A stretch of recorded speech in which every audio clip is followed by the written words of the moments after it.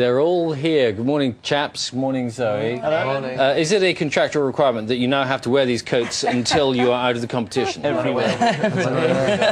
Right. How are you feeling then? Honestly, tired.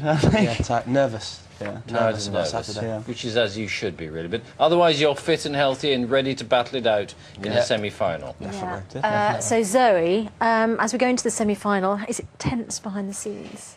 I mean, it's tense, yeah, but it's been tense for 2 months, really, I think, because it's, you know, they get on so well with each other, and I love them, you know, they're my boys, and I have to lose one every week, you know, so I work with them all week as well, so it's harder for me than it is for perhaps the other judges. Lewis, what's been the hardest part so far for you? I don't know, just taking the criticism from the... Me? From Zoe and the other panel, because no matter how strong you are, it does affect you, doesn't it? Yeah, it does hurt. Do you find that then, Lee, that you've got to have a thick skin, really? Yeah, you have to have a thick skin and be prepared for any kind of comment that comes, really. Well, and I expect you also have to have a thick skin in a way because you're favourite, aren't you? So does that yeah, mean apparently that... so, but it doesn't mean anything, really. I'm just focusing on each week, and there's always front runners and things, but... It does tend to change, I think. It changes every week. Favourites. People ask me that all the time, obviously, you know, because I know their voices inside out and back to front. And, you know, one week it will change from week to week, and people come up to me and it's like, oh, we love Keith, oh, we love Lewis. So I don't actually hear one name. Actually, I've got to say. But it's very hard to sort of feel any sort of sense of confidence, Keith, really, because you have the judges, and then you have the audience, and then you have God. In the form of Andrew, who makes the final decision. It's hard to impress everybody, and I think that everything that you do on the show, you just really have to take the bad comments with the good comments. If you get a bad comment, you just have to go away and work on it, and you just really have to enjoy the whole experience. But there's so many different constituencies that you've got to please, aren't there, really? Do you think? Do you think about that, or do you just think, I'm just going to go out and do the best I can? We've got to enjoy ourselves, that's the main thing, because then the audience will hopefully enjoy themselves. Ben, you were in the sing-off last time. It must be tense at the best of times, but if you're really fighting for survival, how does that affect your confidence and your voice? Well, obviously, I mean, we're all really nervous going into it, and being in the sing-off doesn't help, but, you know, I mean, it's a competition, and there's 4 left now. So there's like a 50-50 chance of being there, so you've got to expect the worst and just get on with it. So what have these boys got that the other lot didn't have? The other lot? The guys that have gone. Well, the public vote, I don't. You know, perhaps I probably would have voted differently. Yeah, but I'm a vocal coach. That's the difference. I'm very picky with the vocals. Put you on the spot. Don't ask me. How many of these chaps wouldn't, if you had your way, wouldn't be sitting here? And what are their names? How dare you? Did the right person go on Saturday? It was a tough one on Saturday. I think vocally Craig sang better than Ben, in my opinion, but Ben has so much more stage presence than Craig. He knows how to use it, so it's always a bit like that. Craig did come such a long way. He was a cabaret singer, a pub singer, but I mean, he did really well. But Ben lights up the stage when he gets on there. He's fantastic. He was so desperate to prove himself.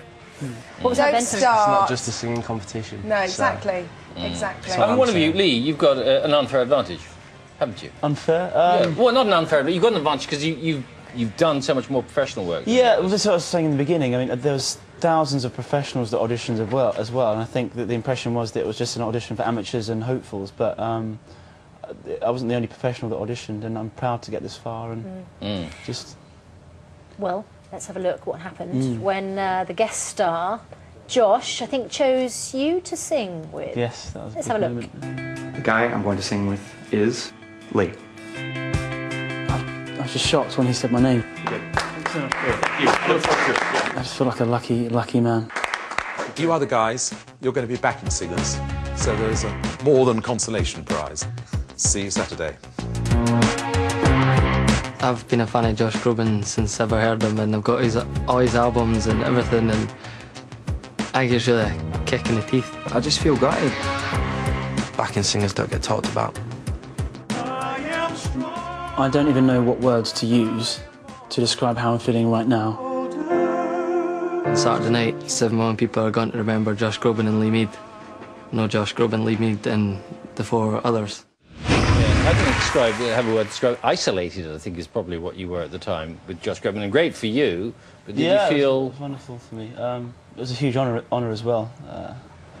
Amazing talent, and to get to sing with him was wonderful. You know, but I just think if any one of us had been chosen, we would have felt the same. And I would have been supportive of the guys if they had been chosen as well. So it's, you know. Of course, there's a lot of challenges, of course, facing you along the way. Keith, you used to work in the supermarket, so you've come a long way, haven't you? Yeah, I used to work in a supermarket in Edinburgh, so I have come a long way, but it's been just a great experience that I've enjoyed every second of, and I hope it doesn't end yet, because I still want to get...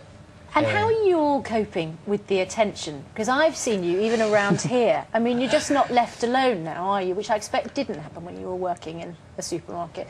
Oh, I don't know. Maybe you got autograph hunted then. But Ben, how are you finding it? Well, it's a nice kind of side to doing it as well. But obviously, you've got to think about we're here to do a job and we're here to do a competition. So. That's what we're focusing. Well, that's what I'm focusing on. It's rubbish. I love it. They love all the female attention. You know, you're going to get a bit of attention walking around in colours like you're wearing. Lewis, you presumably had a lot of support from your family, Lewis, particularly from your family, your nan. Is that right? Nana Jean. Who's watching now, I think. Is she? Right. I'll be sure to ask very nice questions, though, because I don't want to get into trouble with Nana Jean. Okay. How firm is she with you, though? Is she just encouraging, or does she tell you off, or what? Oh, both. Yes. It's good to get a good slap every now and again. Off you now. Puts you in place, isn't it? Oh, so Zoe, what can you predict a result this stage? I can't, because it just changes week to week. I mean, they've all the 4 boys that are sitting here now have been incredible.